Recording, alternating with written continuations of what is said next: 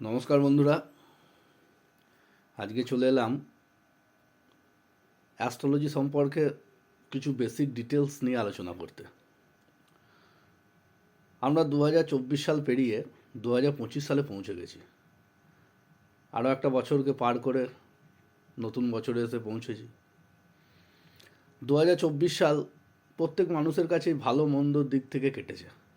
বিভিন্ন ঘটনা, বিভিন্ন দুর্ঘটনার মধ্যে দিয়ে কিন্তু 2024 সাল অতিবাহিত হয়েছে।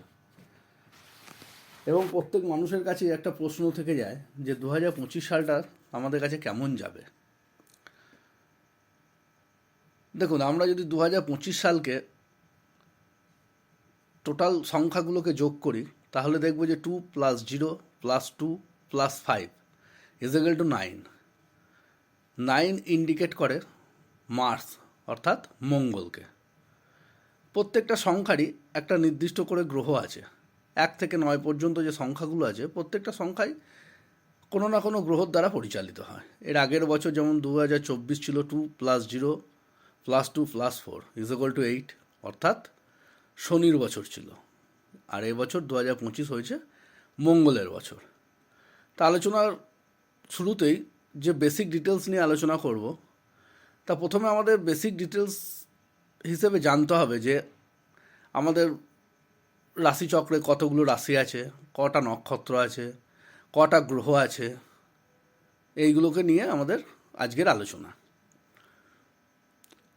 আমরা যদি ভূতাত্ত্বিক দিক থেকে দেখি তাহলে আমাদের পৃথিবী গঠিত হয়েছে বায়ু, অগ্নি, জল আর পৃথিবী। রাশিচক্রেরও এই যে 12টা রাশি আছে, এই 12টা রাশি কিন্তু অগ্নি রাশি, বায়ু রাশি, পৃথিবী রাশি এবং জলরাশি দিয়েই কিন্তু গঠিত হয়েছে। এবং চন্দ্র সূর্য ছাড়া বাকি যে গ্রহগুলো আছে সেই গ্রহগুলো কিন্তু প্রত্যেকটা রাশির এক একজন এক একটা করে অধিপতি। তাহলে যে রাশিগুলি আছে প্রথমে সেই রাশিগুলির নামগুলো জেনে নেওয়া যাক যে রাশিচক্রে কোন কোন রাশি আছে। তার আগে ছোট্ট একটা কথা বলে রাখি, আমাদের জীবনে যে বিভিন্ন ঘটনাগুলো ঘটে সবগুলোই কিন্তু গ্রহের প্রভাবেই কিন্তু ঘটতে থাকে। তখন গ্রহের ফেরেই কিন্তু মানুষ প্রতিনিয়ত ঘুরে চলেছে। আজকে কোনো গ্রহ একটা ঘর থেকে আর একটা ঘরে যখন পরিবর্তন হচ্ছে, গ্রহগুলো যখন ট্রানজিস্ট হয়ে যাচ্ছে, তখন কী হচ্ছে, বিভিন্ন ধরনের ঘটনা ঘটছে। এর আগে 24 সালে যখন শনির বছর ছিল, শনি যখন একটা গ্রহ থেকে আর একটা গ্রহে গিয়ে ট্রানজিস্ট করে এবং প্রত্যেকটা গ্রহের কোনো না কোনো ঘরে নির্দিষ্ট ঘরে দৃষ্টি আছে।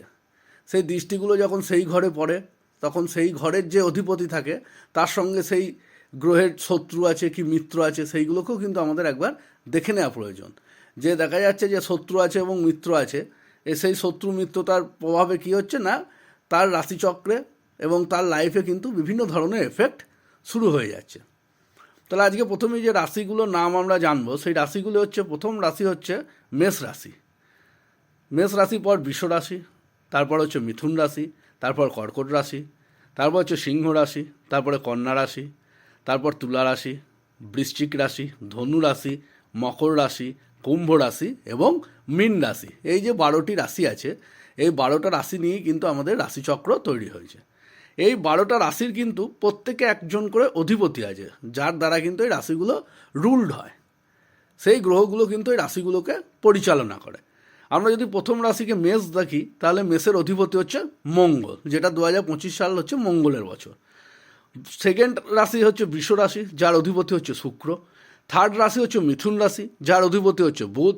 ফোর্থ রাশি হচ্ছে কর্কট রাশি, যার অধিপতি হচ্ছে চন্দ্র।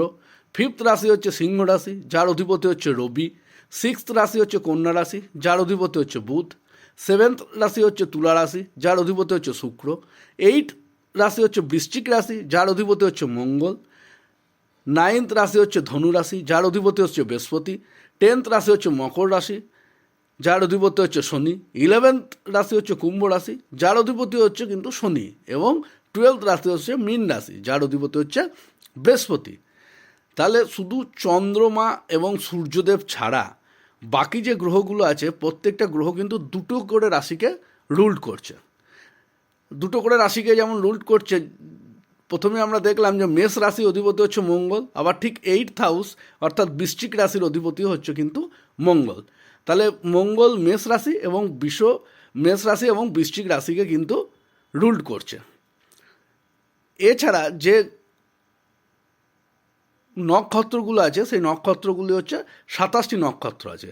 এবার প্রত্যেকটা রাশিতে কিন্তু নক্ষত্রেরও প্রভাব আছে, শুধু রাশিটা দেখলে হবে না, আমাদের নক্ষত্র ভিত্তিকও আলোচনা করতে হবে যে কোন নক্ষত্র কোন রাশিতে কত ডিগ্রি করে অবস্থান করছে এবং গ্রহগুলি কত ডিগ্রি করে অবস্থান করছে এবং তারা কিভাবে কি ফলাফল দিচ্ছে, সেই নিয়েই কিন্তু আমাদের গোটা জীবন চক্রটা কিন্তু চলছে। তাহলে প্রথম রাশি হচ্ছে মেষ রাশি। মেষ রাশি হচ্ছে অগ্নি রাশি। অগ্নি রাশি অর্থাৎ কি? আগুনের রাশি। আগুনের রাশি মানে এই রাশির জাতক জাতিকাদের ভেতরে কিন্তু একটা জেদের প্রভাব কিন্তু বেশি থাকে। তাদের কোনো কিছু আকাঙ্ক্ষা চাওয়া পাওয়া এই জিনিসগুলো কিন্তু অ্যাগ্রেসিভ যে মনোভাব, যে এটা আমি করবই, এই যে একগুঁয়েপনা, যে জেদ, এই জেদের প্রভাবটা কিন্তু এদের ভেতরে বেশি থাকে, যেহেতু মেষ রাশি হচ্ছে অগ্নি রাশি এবং যার অধিপতি হচ্ছে মঙ্গল।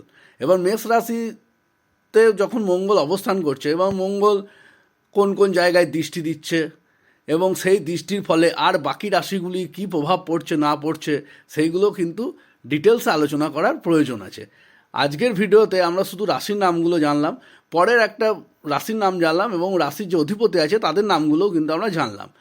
পরের একটা ভিডিওতে আমরা নক্ষত্রের নাম জানব, রাশিগুলির অধিপতি হয়ে এই গ্রহগুলি অন্যান্য কোন কোন রাশিতে দৃষ্টি দিচ্ছে এবং তার ফলাফলে কী হচ্ছে সেগুলোও কিন্তু আমরা পরের ভিডিওতে জানব। এই ধরনের ভিডিও নতুন নতুন আপডেট পেতে গেলে আমার চ্যানেলটিকে অবশ্যই সাবস্ক্রাইব করে দেবেন এবং পাশে থাকা বেল আইকনটিকে প্রেস করে দেবেন, যেন আমি আপনাদের সামনে আরও নতুন নতুন বিভিন্ন ধরনের ভিডিও আনতে